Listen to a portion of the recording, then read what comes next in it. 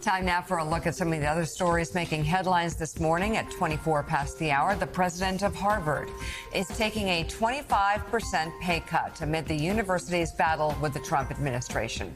It's unclear how much money he makes, but the move is largely symbolic as the White House has blocked more than $2.5 billion in federal funding for the school.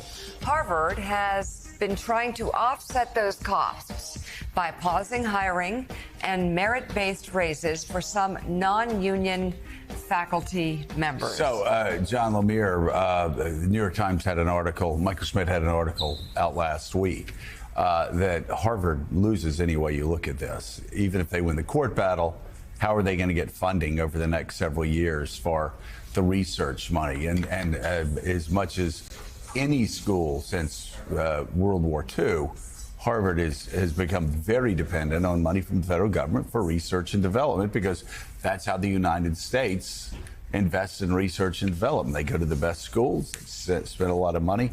And so, so even if they win in court, the feeling is they're probably going to lose in the long run because where will the funding come next year and the next year? You hope sanity will return to Congress, but doubtful. Yeah, I'm certainly a surge in alumni donations, but that can't offset some of the money that the federal government would direct for research. And on that point, there's such a spillover effect here. The Boston Globe actually had a great piece in the last couple of days that Harvard and some of those other schools in the greater Boston area, because of the work that they do, has really fueled the economy of that region. And they're already seeing real changes there because of the cutbacks to these universities and the fears that more could come. So, yeah, and I think other schools are obviously watching what's happening at Harvard, making their own decisions. We have seen some, like Columbia, not put up much of a fight against the administration. Others looking more towards the Harvard model. You know, David, what's so shocking to me is that members of Congress understand, especially the ones that have the relevant committees, they understand that America's research and development that's kept us ahead,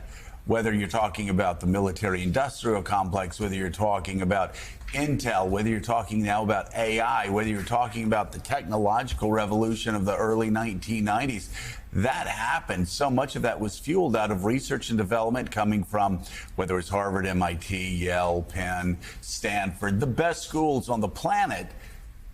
That happened because the federal government funded their research and development operations. There's not like, you know, Bob's R&D shop in Omaha, Nebraska, that's going to be able to take this on. So while the president's making his point, America's falling further and further behind in R&D. And again, you know, when I'm in Britain, when I'm in Europe, they're giddy about the fact that they're getting the best and the brightest students that were coming to the United States that will not come to the United States now, but instead will be researching at King's College, Cambridge, or Oxford, or you pick the school in Britain and Europe. Again, where are the Republicans in Congress standing up going, we're losing our R&D advantage every single day this goes on. They talk about DEI, DEI, DEI. Okay, we'll take care of DEI, but don't slash R&D to these institutions that, again, since World War II, have driven America's technological and economic prowess. You know, Joe, the scariest thing is that they may be breaking this exquisite machine precisely because it is so good. Right. Because it's elite. Because Harvard and Stanford and these other universities, Johns Hopkins, are world leaders. And there is an anger that is inexplicable to me. But, you know, as you say, once you begin to break apart a lab, it's hard to put it back together. You know, the kids in that lab have to go find work somewhere else. I go to Amsterdam, or I go to Oxford or Singapore, and you'll never put that research group together quite again. So I hope you got it exactly right. People need to look at what we're losing and how long it will take to put it back together.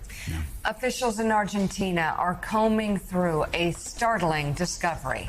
Boxes full of Nazi propaganda from World War II. The documents, stamped with swastikas, had been stored in the basement of the country's Supreme Court for more than 8 decades. It's that whole Argentina thing, yeah. Well, check. Officials say the material was brought there in 1941 from the German embassy in Tokyo and was intended to consolidate Hitler's ideology in Argentina.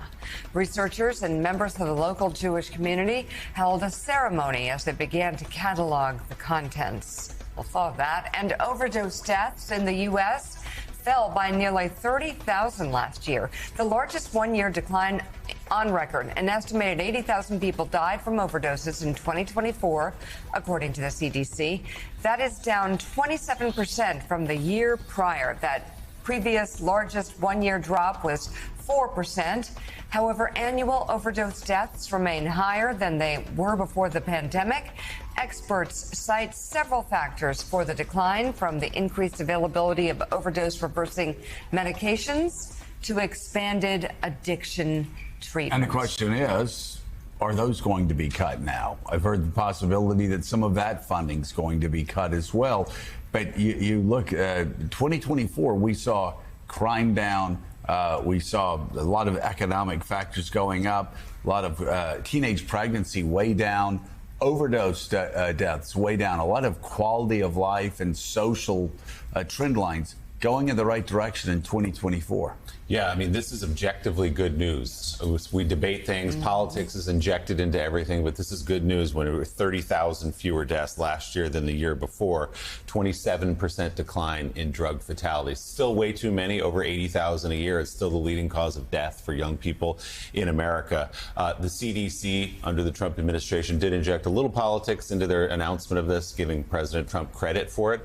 His first administration did start an initiative against opioids, so he deserves some credit, but so too, of course, does the Biden administration. So to your point, let's keep this going is what all the doctors are saying.